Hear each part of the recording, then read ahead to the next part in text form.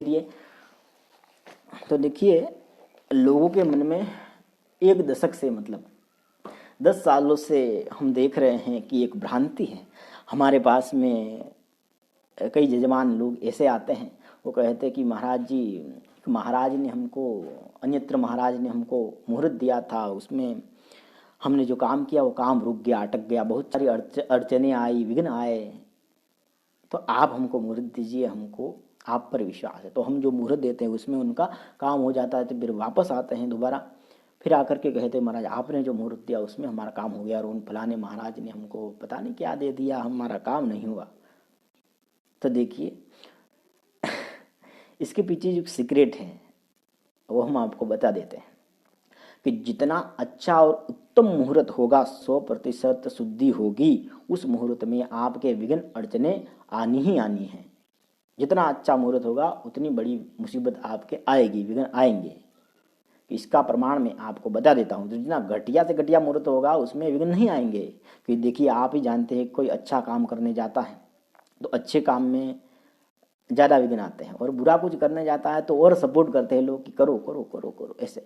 तो इसका हम शास्त्रों से प्रमाण बता दें कि जो राम भगवान, उनके जो कुल गुरु वशिष्ठ हैं, वशिष्ठ जी, उन्होंने राज्याभिषेक का जो मुहूर्त निकाला था, राम भगवान जी के राज्याभिषेक का जो मुहूर्त निकाला था, उस मुहूर्त में अभिषेक का पूजन सामग्री लेकर बैठे थे और उधर राम जी को वनवास जाना पड़ा। तो उस मुहूर्त में भगवान का वो मुहूर्त, उसमें भी जो विघ्न आ गए, तो समझ लिए उन्होंने अच्छा मुहूर्त निकाला गया, उसमें भी विघ्न आ गए। तो हम क्या चीज़ है?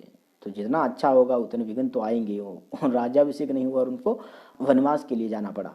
तो वैसे ही और दूसरे अभी वर्तमान में, अब शास्त्र प्रमाण नहीं है किंतु शास्त्र प्रमाण ही है, मतलब वर्तमान में आपने देखा होगा कि ये गणेश्वर शास्त्री द्रविड़, वो मतलब मुहूर्त के प्रकांड पंडित है।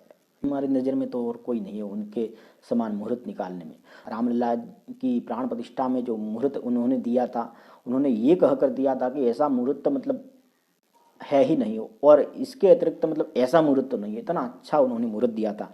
फिर भी क्या हुआ, शंकराचार्य जी महाभाग हमारे नहीं गए, हमने भी उस मुहूर्त का खंडन किया। मुहूर्त का नहीं किया, मतलब वो प्रकरण जो था, मतलब राजनीति उसमें हुई थी, उसका हमने खंडन किया था, और अपने अपने स्तर से सभी ने उसका खंडन किया था। मतलब उस मुहूर्त में भी विघ्न आए थे।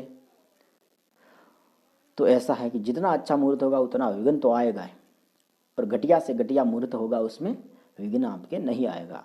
तो ये बात आपकी क्लियर हो गई। तो एक बार फिर से सभी को जय गजानन, जय श्री राम, हर हर महादेव।